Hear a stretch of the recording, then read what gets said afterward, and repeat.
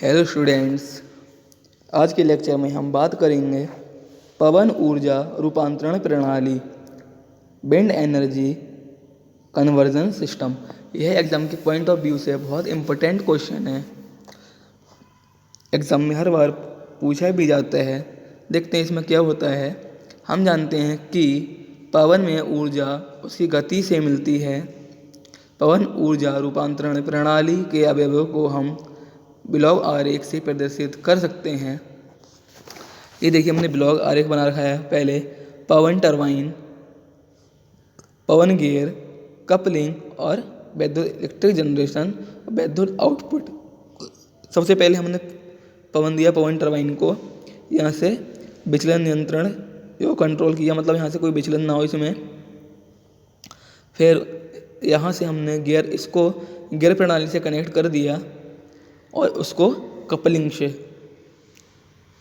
अब देखिए क्या होता है, यहाँ से गियर प्रणाली से एक हमने नियंत्रण को दे दिया कंट्रोलर को, और पवन टरबाइन से कंट्रोलर को, कि ये मतलब कपलिंग भी गियर प्रणाली कंट्रोल करे और हमारा पवन टरबाइन से हवा भी कंट्रोल करे।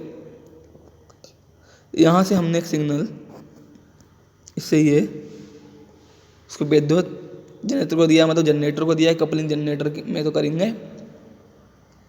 और यहाँ से हम एक विद्युत आउटपुट लेंगे, और जो जनरेटर होगा हमारा वो टेम्परेचर नीचे दे देगा कंट्रोल करने के लिए, बाकी हमें आउटपुट मिल जाएगा। अब हम इसके डायग्राम से समझते हैं क्या है।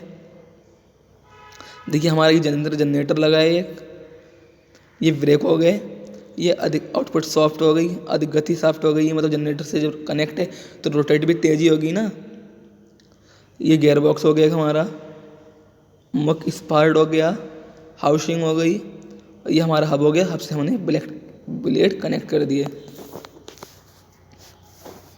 अब देखते हैं इसमें क्या होता है। रोटर पहला हमारा इसमें पॉइंट हमारा है रोटर। रोटर क्या होता है? पवन टरबाइन गतिशील पवन की ऊर्जा को यांत्रिक ऊर्जा में बदलता है, मतलब जो गतिशील ऊर्जा को यांत्रिक ऊर्जा में बदलता है।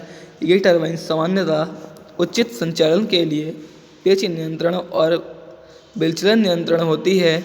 जैसे ही पवन की दिशा बदलती है तो टरबाइन भी अपने ऊर्ध्वाधर अक्ष या विचलन अक्ष पर घूमती है। मतलब जैसे ही हमारी पवन बदलेगी कि हवा बदलेगी तो हमारी टरबाइन ऊर्ध्वाधर या विचलन अक्ष पर घूमने लगेगी, जिससे टरबाइन ब्लेड पवन में रहे छोटी पवन मशीनों में विचलन नियंत्रण टेल वेन के द्वारा किया जाता है।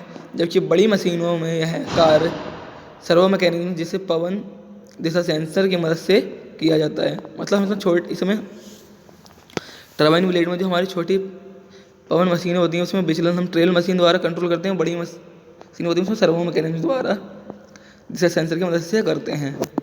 पवन टरबाइन में के इनपुट और जनरेटर के आउटपुट की मैचिंग प्रोपेलर रहे, इनके लिए इन तत्वों को सेंसिंग की आवश्यकता होती है। विचलन नियंत्रण केवल क्षैतिज अक्ष मशीन से ही किया जाता है। गियर प्रणाली और कपलिंग का प्रयोग यांत्रिक ऊर्जा को संचालित करने में किया जाता है।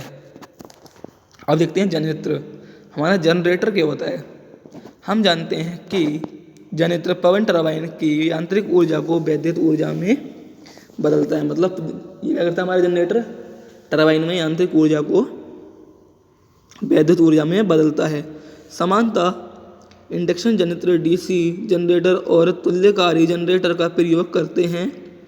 जनरेटर का चयन शर्तों पर निर्भर करता है।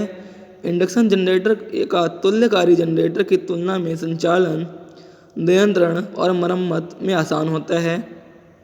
मतलब इसकी मेंटेनेंस, संचालन और नियंत्रण कंट्रोलिंग बहुत इजी होती है।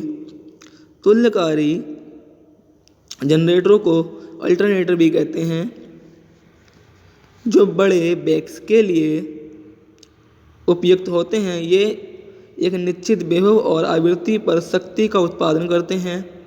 जनरेटर एक नियत गति पर चलते हैं। इस गति को तुल्यकारी, मतलब जनरेटर होते हैं हमारी तुल्यकारी नियत गति पर चलते हैं। इस गति को तुल्यकारी गति और सिंक्रोनस स्पीड NS कहते हैं। ये जनरेटर अधिक जटिल होते हैं। नियंत्रक कंट्रोलर क्या होता है? कंट्रोल कहते हैं बड़े बैक्स प्रणाली में रिलेबल रिलायबल और वर्सटाइल नियंत्रण प्रणाली की आवश्यकता निम्न कार्यों के लिए होती है, जैसे the orientation of rotor and controller of speed. मतलब इसके हमें ओरिएंटेशन और स्पीड कंट्रोल की आवश्यकता पड़ती है। Startup and cut in of equipment, मतलब स्टार्टअप और कट इन ऑफ, स्टार्ट करने के लिए और बंद करने के लिए आवश्यकता पड़ती है। Number 3, shut down and cut off the equipment, shut down और कट ऑफ द इक्विपमेंट के लिए पड़ती है। पवन गति, जिस पर पवन टरबाइन शाफ्ट को शक्ति डिलीवर करना प्रारंभ कर दे उसे कट ऑफ स्पीड कहते हैं। मतलब पवन गति जिसे पर पवन टरबाइन शाफ्ट को शक्ति डिलीवर, मतलब जो टरबाइन की शाफ्ट है उसको शक्ति देना स्टार्ट कर दें उसे कट इन स्पीड कहते हैं। प्रिसाइज नियंत्रण के लिए sensor, relay, logic module, analogue circuit, microprocessor आदि के कॉम्बिनेशन की आवश्यकता होती है।